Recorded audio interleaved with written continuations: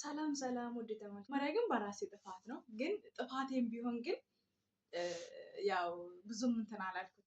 ከልብስ ማለት ነው ዚፕ እንድዘጋላት ወደ ሰርግ ምናምን ልትሄድ ፈልጋ ዚፕ እንድዘጋላት ትጮህ ስመጣ ያው አልዘጋሁትም። በጣም ግሏል። እሳት ሆኖ ተቃጥሏል እንትኑ ማለት ነው። እየሰራው እያለ ሁለተኛ ሶስተኛ ስራ ታዥኛለች እንደዚህ ያደረገ እንደዚህ ሲል ተቃጠለብኝ። ይዋሉ ማን አመጣልሽ አልኳት። ደግሞ እኛ ኢትዮጵያኖች አደገኞች ለእውነት ለመናገር ለሆነ ነገር ብጥጥ እኛ እየመጣሽ እንጠቃለን።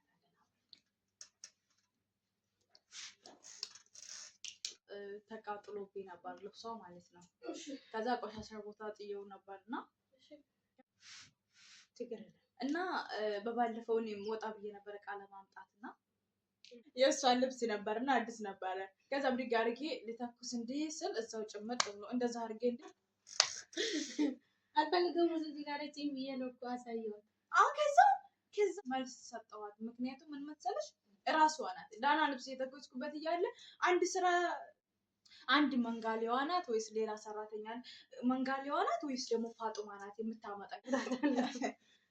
ምን መሰለሽ አሁን አብሮ የሚሰራ ሰው አሁን የአንዱን ገመና አንዱ ባረው ያወጣሉ ማለት ነው። ግን የምትጎዳው ማናትኝ ይችኛዋ ልጅ ናትኝ። ከሞነሱ በጣም ነው ያጠቁራሉ ማለት በጣም ይከፋሉ ማለት ነው። ከአንድ ሰው ላይ አንድ ነገር ካዩ በጣም ነው ይሄን ይመስላል። ውድ ተመልካቾቻችን ከወደዳችሁት ላይክ፣ ሼር፣ ሰብስክራይብ እያደረጋችሁ አበረታቱን እንላችኋለን። መግባባትን ያመጣል። ወንበር ቁጭ ብሎ ማውራት መግባባትን ያመጣል። ይሄን ይመስላል። ከወደዳችሁት ላይክ፣ ሼር፣ ሰብስክራይብ እያደረጋችሁ አበረታቱን። ሰላም ነኝ። እወዳችኋለሁ።